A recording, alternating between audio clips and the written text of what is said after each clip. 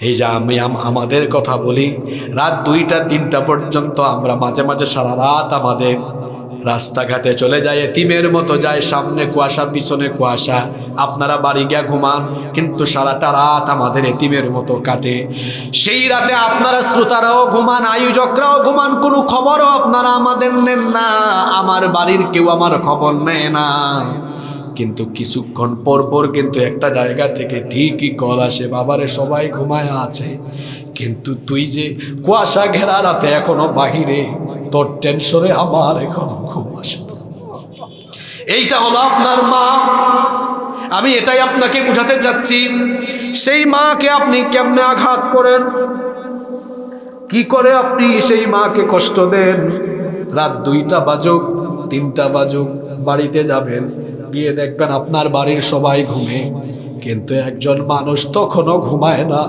বাড়ির দরজায় তখনও আপনার জন্য পাহারাদারের মতো দাঁড়ায় থাকে। পিতা মাতাকে কখনো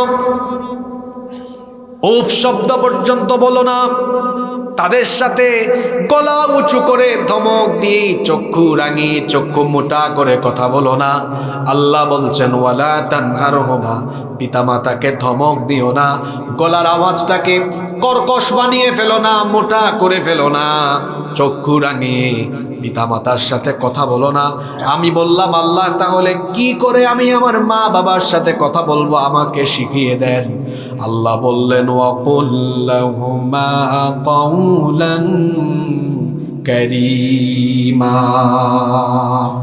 সবচেয়ে উত্তম ভাষায় সর্বোত্তম ভাবে ভদ্র আর বিনয়ের সাথে তোমার পিতা মাতার সাথে তুমি কথা বলো। আহারে আমার মা বাবা আমাকে কোনো একটা বিষয় বললে আজকে আমার গলার আওয়াজ বড় হয়, তুমি কি বুঝো? তারপরে দেখা যায় মা বাপকে ধমক মারে, তুমি বেশি বুঝবা না। তারপরে দেখা যায় পিতা মাতার সাথে গলার আওয়াজ উঁচু করে কথা বলে নাফরমান বেয়াদব সন্তান। কোথার থেকে কিভাবে আসলো সব আজ সে ভুলে গেল। এই মাকে এই বাবাকে কি করে সে তো আঘাত করে। এই পিতা মাতা সন্তানের জন্য সীমাহীন এবং অবর্ণনীয় কষ্ট সহ্য করেছে। আজ আপনি আপনার মাকে যা মন চায় তাই বলেন। গতকাল বিয়ে করেছেন, গত মাসে বা গত বছরে বিয়ে করেছেন, সুন্দরী ললনার কথা শুনে মা বাবার সাথে আপনি বেইনসাফি আচরণ করেন, অথচ এই মায়ের কথা আপনি ভুলে গিয়েছেন।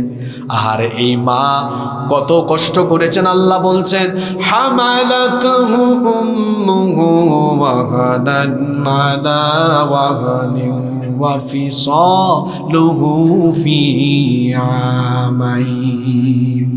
কষ্টের পর কষ্ট সহ্য করে তোমার মা তোমাকে গর্ভধারণ করেছেন। শীতকাল এসে যাচ্ছে, রাতের বেলা মানুষেরা কত আরাম করে ঘুমায়, আমাদের মা আমাদেরকে পেটে নিয়ে একটা রাতও আরাম করে ঘুমাতে পারেন নাই।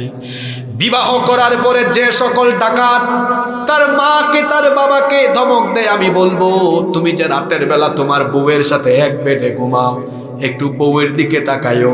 বউ যখন প্রেগনেন্ট হয় 2 মাস 3 মাস 1.5 মাস যাওয়ার পরে দেখা যায় রাতের বেলা আপনাকে বউ বলে প্রিয়তম স্বামী আমার তো ঘুম লাগে না, আপনি ঘুমায় যাচ্ছেন।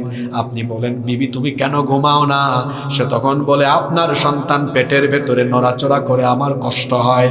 3 মাস 4 মাস যখন হয়ে যায় বিবি ঘুমাতে পারে না, স্বামীকে বলে প্রিয়তম স্বামী ঘুমাতে পারি না। পেটে হাত দিয়ে দেখেন আপনার বাচ্চাটা কেমন করে নড়াচড়া করে। সে যখন নড়াচড়া করে তখন আমার এত কষ্ট হয় যেন আমার কলিজাটা ছিঁড়ে যাওয়ার উপক্রম হয়ে যায়। নিজের বউয়ের সাথে একই বিছানায় ঘুমায় নাফরমানের নাফরমান। এটা দেখার পরে কেন মায়ের কথা মনে হয় না? আমার মা তো এইভাবে করে আমাকে নিয়ে নিয়ে রাতে না ঘুমিয়ে কলিজা ছেঁড়া কষ্ট সহ্য করে করে আমার জন্য কষ্ট করেছে। কি কষ্ট, কি যন্ত্রণা। আমার মা একদিনও রাতের বেলা তিনি ঘুমাইতে পারেন নাই। এভাবে তার রাত গেল। রাতের বেলা সবাই খুব আরাম করে ঘুমায়, আমার মা ঘুমায় নাই। দিনের বেলা সব মানুষ ক্ষুধা লাগলে পরে খুব সুন্দর করে নাস্তা করে দুপুর বেলা পেট ভরে ভাত খায়। আহারে বিয়ে করছেন, বউকে কি দেখেন না দুপুর বেলা বমি করে, সন্ধ্যা বেলাও বমি করে। আপনার মা ওইভাবে আপনাকে পেটে নিয়ে ক্ষুধা লাগলে ভোরে এক বেলাও খেতে পারতো না, এইভাবে বমি করে করে নিজের বেডরুমে গিয়ে গিয়ে কান্না করে বালিশ ভিজিয়ে দিয়েছে। এই রকম করে যে মা একদিন 2 দিন নয়, 10 মাস 10 দিন আপনাকে কষ্ট করে গর্ভধারণ করে করে যখন তার ডেলিভারির সময় আসলো, এই মায়ের এত ত্যাগ, এই মায়ের এত কষ্ট, সেই মা বলে আল্লাহ এত কষ্ট করে সন্তানকে আমি পেটে রাখলাম, এখন ডেলিভারির সময় তো আশেপাশে অনেক মহিলা দেখছি মারা যায়, আমি মারা যাই, আমার অসুবিধা নাই, কিন্তু 10 মাসের কলিজা ছেঁড়া দন আমার সন্তানটাকে দুনিয়াতে আনো, সে যেন দুনিয়াটা দেখে। আর যখন তার ডেলিভারির রুমে প্রসব বেদনা আরম্ভ হয়ে যায়, আমি তো পুরুষ মানুষ, আমরা পুরুষ মানুষ বুঝি না, বিয়ে যারা করেছেন একটু ওটি রুমে, অথবা ওইটাকে সম্ভবত লেবার রুম বলে, যেই রুমের মধ্যে ডেলিভারি হয় বা বাড়িতে যদি সন্তান হয়, একটু কান পাতবেন, যখন মা প্রসব বেদনা আরম্ভ হয়ে যায় এক একটা চিৎকার মারে, চিৎকারের চোটে মনে হয় আওয়াজ আল্লাহর আরশে আজিমে গিয়ে কম্পন সৃষ্টি হয়ে যায়। বিজ্ঞান বলছে, চিকিৎসা বিজ্ঞান বলছে একজন মানুষ সর্বোচ্চ 20 থেকে 25 ইউনিট পর্যন্ত ব্যথা সহ্য করার ক্ষমতা রাখে, কিন্তু একজন মা যখন সন্তানকে ডেলিভারি করেন 20 আর 25 নয়, 50 থেকে 55 ইউনিটের মারাত্মক বেদনা সহ্য করেন। এজন্য আল্লাহর কোরআনে কারিমের শব্দ চয়নের নমুনা দেখেন, হামালাতুহু উম্মুহু ওয়াহানান আলা ওয়াহানিন ওয়া ফিসালুহু ফি আমাইন। কি শব্দ চয়ন করলেন আল্লাহ! আপনারা তো আরবি ভাষা বুঝেন না, কি শব্দ চয়ন এখানে করেছেন আল্লাহ! ওয়াহানান আলা ওয়াহানিন, কষ্টের উপর কষ্ট, শুধু কষ্ট নয়, আল্লাহ নিজেই বলেছেন তোমার মায়ের কষ্টের উপর কষ্ট হয়েছে। আহারে আমার মা আমাকে জন্ম দিলেন, পেশাব পায়খানার গন্ধ সবার নাকে লাগে, আমার মায়ের নাকে লাগে না। আমার সেই মা খাবার খেতে বসেছেন, আমি পেশাব করেছি, পায়খানা করেছি, আমার মা আমারে কোল থেকে ফেলে দেয় নাই।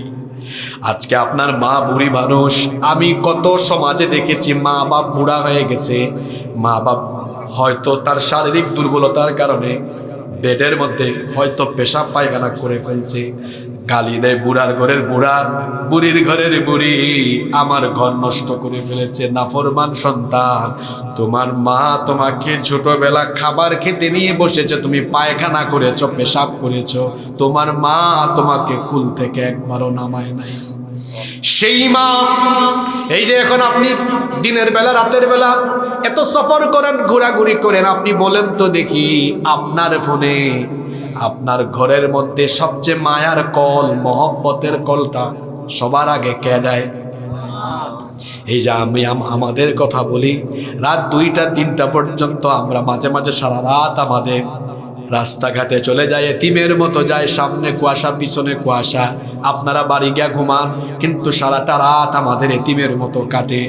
সেই রাতে আপনারা শ্রোতারাও ঘুমান, আয়োজকরাও ঘুমান, কোনো খবরও আপনারা আমাদের নেন না, আমার বাড়ির কেউ আমার খবর নেয় না।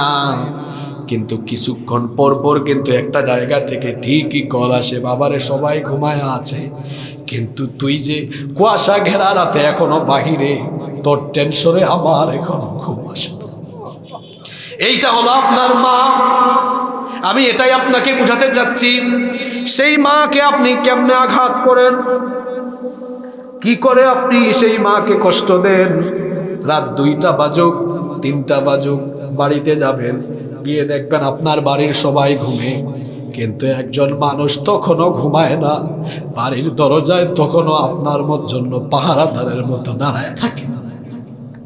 থাকে কিনা বলেন? সে আপনার মা। এই গেল মায়ের প্রসঙ্গ। আর তো বাপ, এটা বাবা না, আমি বলি একটা বটবৃক্ষ। বৃক্ষ যেমন তার পথিককে ছায়া দেয়, তেমনি বাবা সন্তানকে মায়া আর ভালোবাসার ছায়া দিয়ে আগলে রাখে।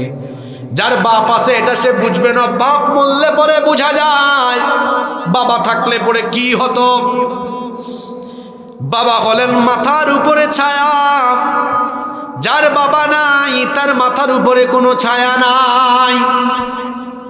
বাপ থাকলে ঘরে খাবারের টেনশন করা লাগে না, ইনকামের টেনশন করা লাগে না, সকালে কি খাবো, দুপুরে কি খাবো, রাতে কি খাবো, এই টেনশন তখন বাবা করে। জিজ্ঞেস করে দেখেন যাদের বাবা নাই, এদের কলিজাটা বাবার কথা মনে পড়লেই ফেটে যায়। সেই বাবা কত কষ্ট করেছে আপনি জানেন না। এটা বুঝতে হলে আপনার সন্তান হওয়ার পরে আপনি দেখবেন। সন্তান হলে বোঝা যায়, বাপ হওয়ার পরে বোঝা যায় আমার বাপ আমার জন্য কত কষ্ট করেছে। আপনার সন্তানের জন্য আপনার মায়া কম না বেশি? একটু অসুস্থ হলে আপনি হাসপাতালে দৌড়ান, আপনার কি মনে পড়ে না আপনার বাপ তো ঠিক একই কাজ করেছে, আপনারও একটু অসুস্থতা হলে পরে আপনাকে নিয়ে দৌড়াদৌড়ি করেছে। সেই মা আর বাপের সাথে আল্লাহ আচরণ শিখাচ্ছেন কেমন হবে। আল্লাহ বলছেন খবরদার তুমি তোমার মা বাবার সাথে কণ্ঠ উঁচা করে কথা বলো না, চক্ষু রাঙিয়ে কথা বলো না, ধমক দিও না, বিরক্ত হয়ে উফ পর্যন্ত বলো না। আল্লাহ শিখিয়ে দিলেন ওয়াকুল লাহুমা কওলান কারীমা। সম্মানের ভাষায় মা বাবার সাথে কথা বলতে হবে, এটা যিনি শিখিয়েছেন জোরে বলেন তো তিনি কে? জোরে বলেন তিনি কে?